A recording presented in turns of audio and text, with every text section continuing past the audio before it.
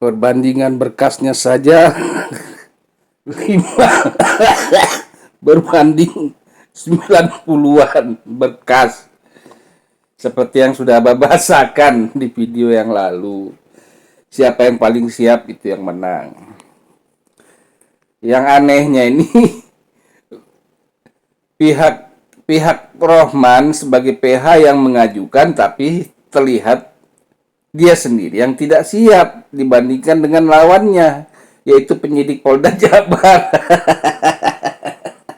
Mungkin artinya ini suatu pelajaran.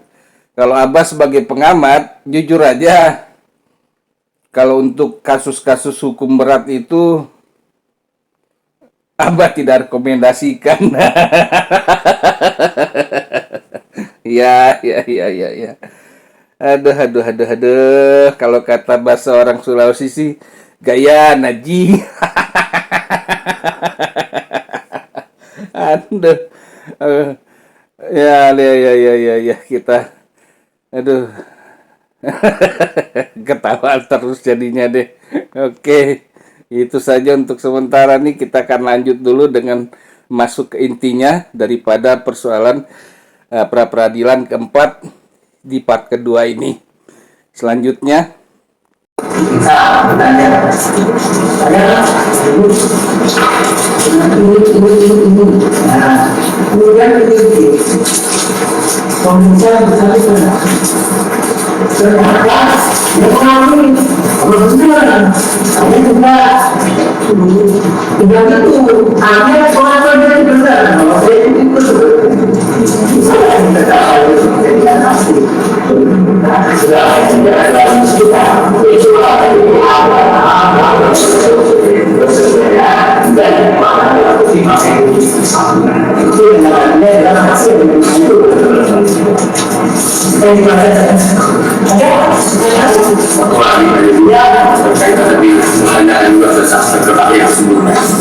mohon pendapat kami berkaitan dengan satu saksi dan saksi. Mohon di persidangan ini harus sampaikan satu saksi dan saksi itu artinya seperti apa, kemudian apa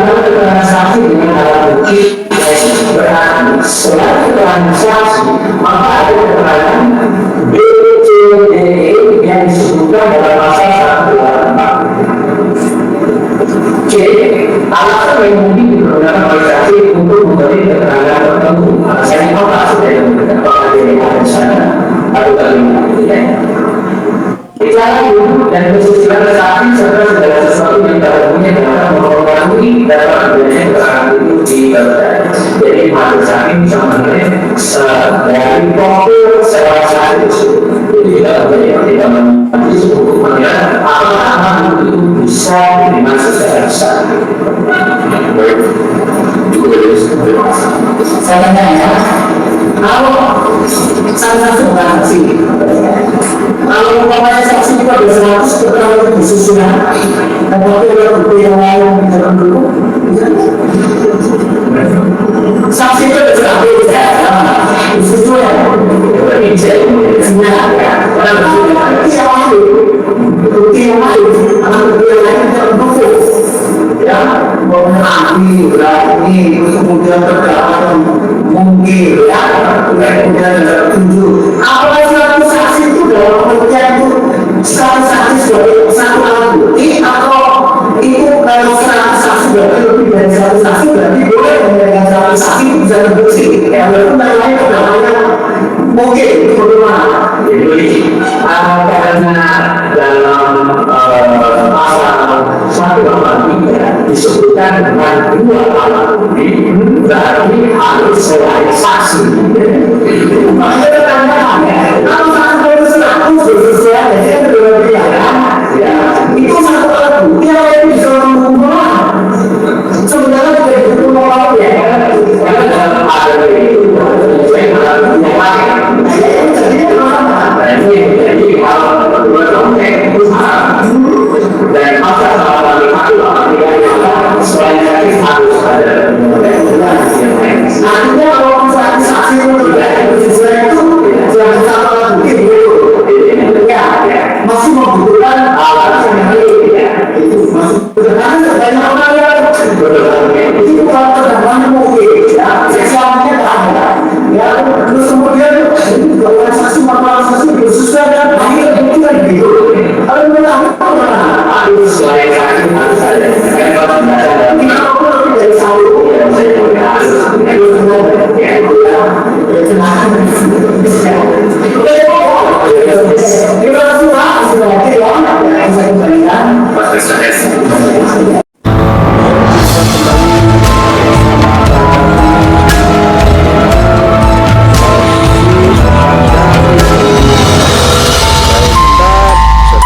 Sementara ini membahas kasus pembunuhan suang ibu dan anak di Jalan Jabar, Ciseti.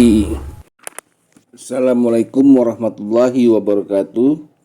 Berjumpa kembali bersama Badafi di channel kita Solusi Badafi Pengamat, channel kita bersama. Sebelum memasuki pra-peradilan ke-6 dan ke-7, Abah sambung dulu di pengamatan pra-peradilan ke-4 kemarin, di mana setelah Abah mengamati dan Abah telisik kembali, mau tidak mau, suka tidak suka,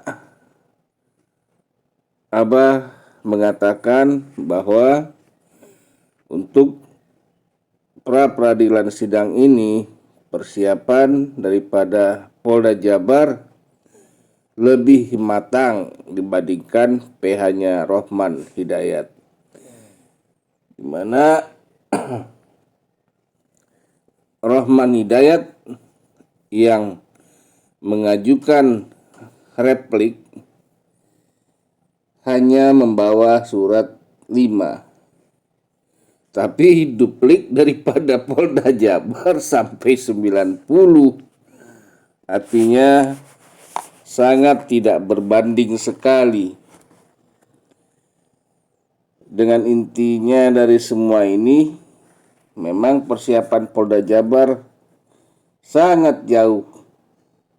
Dan keunggulan Polda Jabar sangat jauh. Yang boleh dikata, kalau memang dilihat daripada hasil kemarin, sudah sewajarnya hakim menolak permohonan daripada PH Rohman Hidayat, di mana hasil yang akan dilakukan ini, bila memang keputusan ini betul-betul dilakukan oleh pengadilan dengan kesimpulannya kemarin yang telah dilakukan di persidangan keempat, mau tidak mau, suka tidak suka,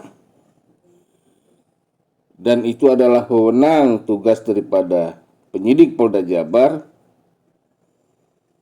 dan tidak bisa lagi terbantahkan oleh PH-nya Pak Rohman. Bisa saja kalau memang berkehendak itu penyidik Polda Jabar,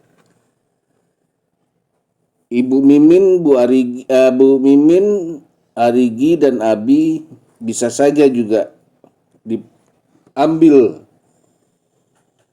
dimasukkan dalam sel, bernasib sama seperti Pak Yosep dan Ramdhanu. Tapi memang mau tidak mau Ramdhanu ini sudah juga berada di bawah perlindungan LPSK. Dengan kata lain, memang ada kecerdikan lebih PH-nya Ramdhanu, yaitu Ahmad Taufan. Langkah tepat telah dilakukan untuk kliennya. Ya, ini kita akan lihat hari ini nanti apa hasil daripada pengamatan dan sidang yang telah dilakukan kemarin di Rapel, sidang 4 dan 5, tinggal ke 6 hari ini, dan Senin atau apa mungkin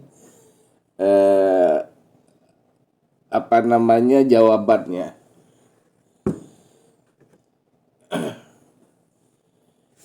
Cuma kadang ya sangat disayangkan sekali, ini Abah berpikir lain. Kalau misalnya orang yang benar tapi pembelaannya kurang, ya hasilnya tetap sama saja bersalah kalau dalam hukum, karena hukum itu tegas dan nyata. Jadi memang perlu keahlian juga yang lebih dari PH-nya. Nah, kalaupun orang yang bersalah dibela oleh PH yang hebat, mau tidak mau tetap akan bebas itu kliennya, orang yang bersalah. Inilah salah satu dilema daripada penegakan hukum, yaitu tentang kemampuan menganalisa secara psikologis pasal-pasal apa yang akan digunakan. Nah, dengan kata lain, kalau Abah sudah bahasakan, ibaratnya seperti permainan bola catur. Permainan catur hukum dengan melangkah mulai dari pion, C6, C8, nah seperti itu istilahnya. Tapi masih ada Abah risau, walaupun sudah terlihat kemampuan daripada tim Polda Jabar kalau masalah mempergunakan pasal-pasal ya. Karena pengamatan daripada hasil yang sekarang ini, sejak terjadinya kasus dari tahun 2021, ada keresahan yang belum terjawab. Mungkin keresahan yang Abah rasakan ini sama dengan yang telah mengikuti kasus ini, para netizen dan masyarakat sejak awal kasus ini terjadi, yaitu tahun 2021. Banyak perubahan yang terjadi yang tak terungkapkan atau tak tersebutkan untuk saat ini. Mulai dari Abah ulang, papan penggilasan atau istilahnya penggilasan baju berubah jadi golok. Lalu belum ada lagi keterangan tentang hal lainnya, tentang Yoris sendiri bagaimana hasilnya, karena diketahui Yoris ini tidak ada sidik jarinya. Lalu juga tentang oknum-oknum yang memang sudah terlibat, mulai yang dari mobil dijual sama Yoris dan pembeli mobilnya, kabarnya sampai sekarang pun tidak ada. Jadi kalau memang mau penegakan hukum ini adil seadil-adilnya,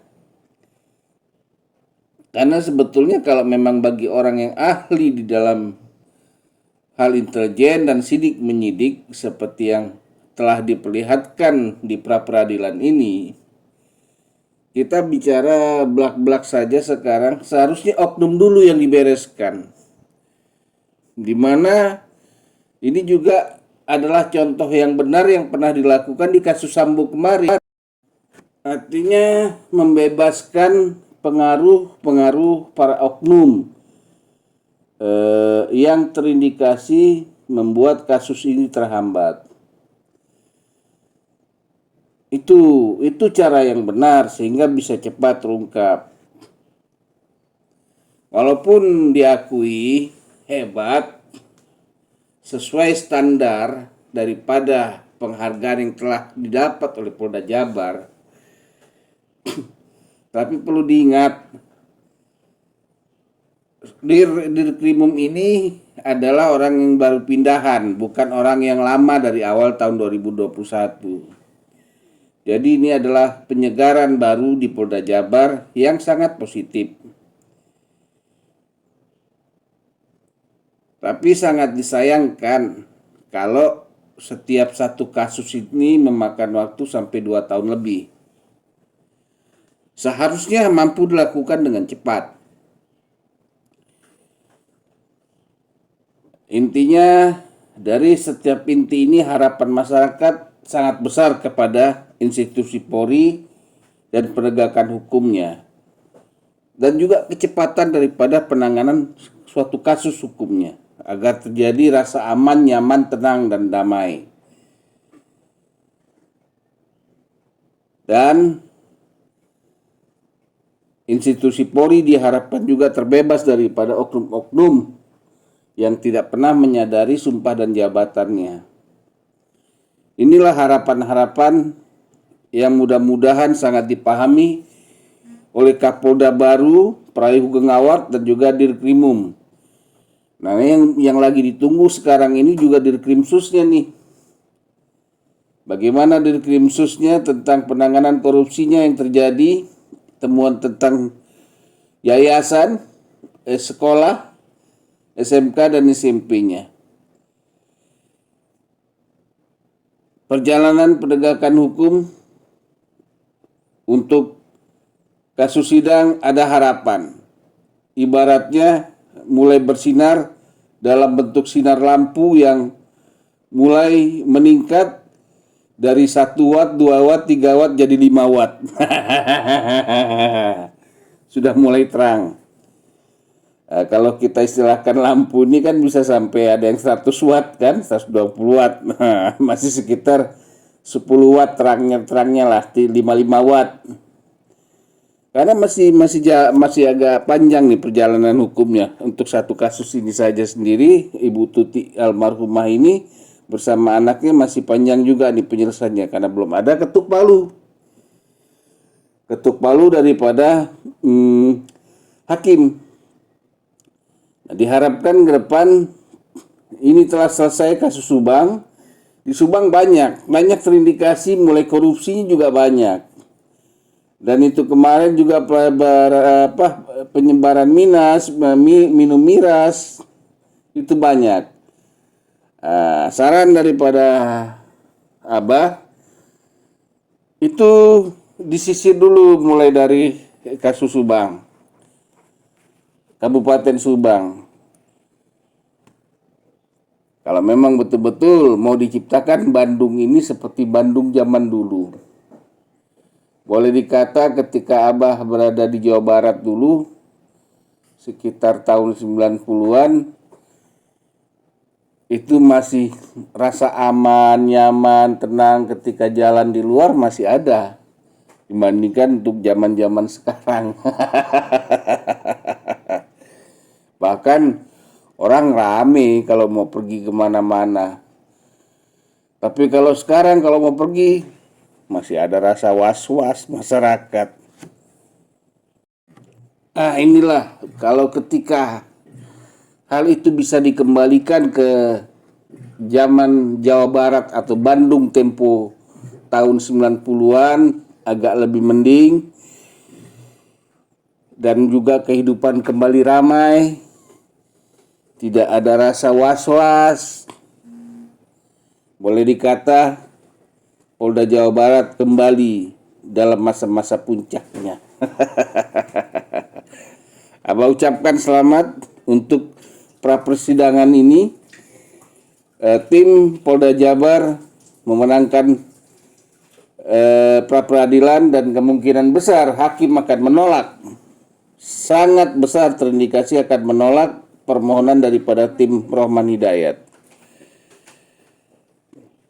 Sekian dulu bahasa Abah ini, karena hari ini kita pun akan menyaksikan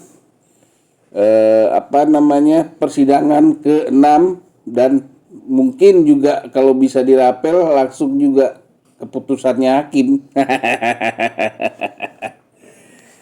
Di terakhir sih hari Jumat ya. Itulah harapan kita tunggu bersama. Abah pamit dulu.